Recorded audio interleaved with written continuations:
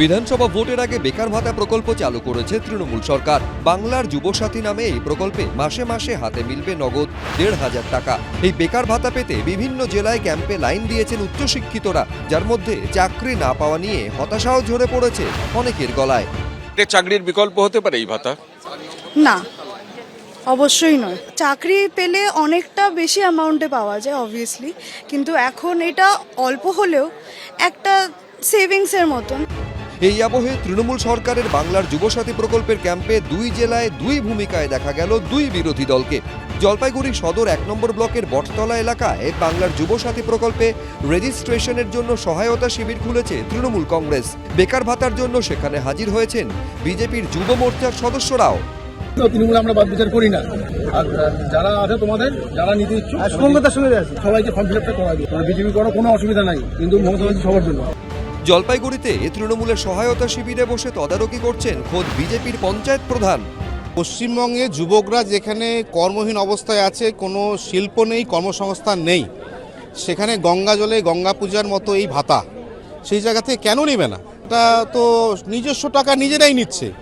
এবার আসা যাক পূর্ব বর্ধমানের কাটোয়ায়। সেখানে বাংলার যুবসাথী প্রকল্পের সুবিধাভোগীদের জন্য সহায়তা শিবির করেছে সিপিএম। সাধারণ মানুষ আসছে, হতাশ হয়ে ঘুরছে, অনেকেই অর্থের বিনিময়ে ফর্ম ফিল আপ করছে, অনেকেই ফর্ম নিয়ে ছোটাছুটি করছে, কিন্তু পায় নাই। কিন্তু সবই গরিব মানুষ, সবই বেকার যুবক, তাদের স্বার্থে তাদের যা ২-৪ পয়সা হয় তার জন্যই আমরা এই ফর্ম ফিল আপে সহায়তা শিবির খুলেছি। যে দলই করুন, বিজেপি বা সিপিএম, তাদের এসে সরকারের পাশে দাঁড়াতে হবে এবং তারা এসে দাঁড়িয়ে যে যারা অ্যাপ্লাই করছেন তাদের সহায়তা করছেন, ভালো কাজ করছেন। তো ভোটমুখী রাজ্যে ভাতা নিয়ে তরজা চলছিলই, কিন্তু তাতে নতুন মাত্রা যোগ করলো এই সব ছবি। রাজা চট্টোপাধ্যায়, রানা দাস, কৃষ্ণেন্দু অধিকারী, এবিপি আনন্দ। বুধবার সুপ্রিম কোর্টের বিচারপতি প্রশান্ত কুমার মিশ্র এবং বিচারপতি কেভি বিশ্বনাথনের বেঞ্চে আইপ্যাক মামলার শুনানি ছিল। রাজ্য সরকারের আইনজীবী অভিযোগ করেন, কেন্দ্রীয় এজেন্সিকে অস্ত্র হিসেবে ব্যবহার করা হচ্ছে। তখন ইডির আইনজীবী পাল্টা বলেন, এজেন্সিকে অস্ত্র হিসেবে ব্যবহার করা হবে কি? এজেন্সিকেই তো তার কাজের সময় সন্ত্রস্ত করা হয়েছে। এই মামলায় ইতিমধ্যেই মমতা বন্দ্যোপাধ্যায়ের তরফে হলফনামা জমা দেওয়া হয়েছে আদালতে।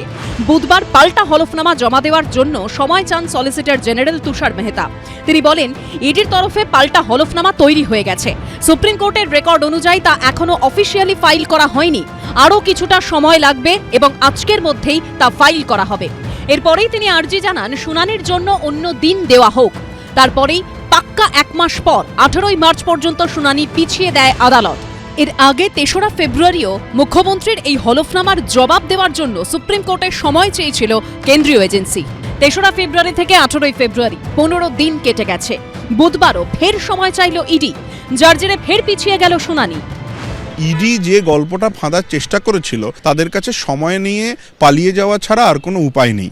আপনারা যদি সুপ্রিম কোর্টে 100 দিনের কাজের মামলাটাকে নজর করেন, আপনারা দেখবেন মামলাটা হেরে যাওয়ার আগে বারবার সুপ্রিম কোর্টে একের পরে এক দিনে টাইম নেওয়া হয়েছিল। আলটিমেটলি যখন জাস্টিস বিক্রমনাথের বেঞ্চ বলে যে না, আমরা সময় দেব না, সেদিন শুনানি হয় এবং শুনানিতে 100 দিনের কাজের মামলায় পরাজিত হয় সেন্ট্রাল গভর্নমেন্ট। পরের ডেট 18ই মার্চে পড়া হয়েছে।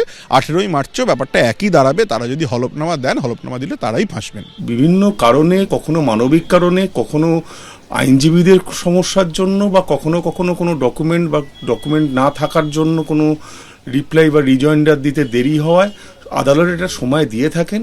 এটা হাই প্রোফাইল মামলা বলে এই ধরনের কথাবার্তা হচ্ছে। আমার ব্যক্তিগতভাবে মনে হয় এখানে না কোনো ষড়যন্ত্র বা কোনো রহস্য আছে। এটা একটা আর 5টা মামলার মতো একটা স্বাভাবিক ঘটনা। বিজেন্দ্র সিংহ, সৌভিক মজুমদার ও অরিত্রিক ভট্টাচার্যর রিপোর্ট, এবিপি আনন্দ। এবিপি আনন্দ, এগিয়ে থাকে, এগিয়ে রাখে।